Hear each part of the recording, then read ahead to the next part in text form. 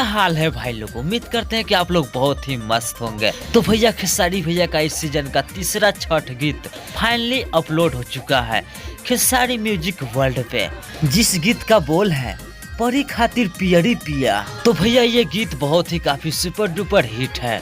तो भैया आप सभी को जानकारी के लिए मैं बता दूं, इस गाने को गाए हैं हमारे भोजपुरी के दबंग स्टार खेसारी भैया और उनका साथ दिए हैं सेल्फी राज। तो जैसा कि हमने पिछले वीडियो में बताए थे कि खेसारी भैया का एक सॉन्ग है ई का करेलू। भैया ये सॉन्ग बहुत ही काफी मार्केट में धूम मचाकर चल रही है और अभी तक 12 मिलियन क्रॉस कर चुकी है ई का करेलू। तो भैया न्यू अपडेट ये है कि परी खातिर पियरी पिया फाइनली अपलोड हो चुकी है खेसारी म्यूजिक वर्ल्ड पे। तो फाइनली भैया एंजॉय कीजिए और इस गाने का ढेर सारा प्यार दीजिए। तो भैया आप सभी को जानकारी के लिए मैं बता दूं कि राजा राम मूवी बहुत जल्द आप सभी को सिनेमा घरों में आने वाली है। तो भैया राजा राम मूवी का कोई न्यू अपडेट आता है तो मैं आप सभी को बता दूंगा, उसके लिए हमारे चैनल को सब्सक्राइब कर लीजिएगा। तो भैया बात यहीं पे खत्म नहीं हुई है, अभी तो एंजॉय बाकी है परी खातिर पियरी पिया। तो भैया आप सभी को जानकारी के लिए मैं बता दूं कि भैया का एक नई मूवी आने वाली है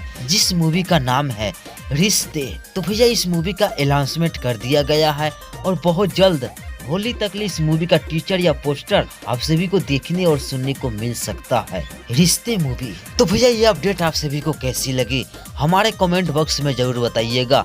तो मिलते हैं न्यू वीडियो न्यू अपडेट के साथ, तब तक के लिए नमस्कार, प्रणाम, गुड बाय, एंजॉय बाय। परी खातिर पियरी पिया।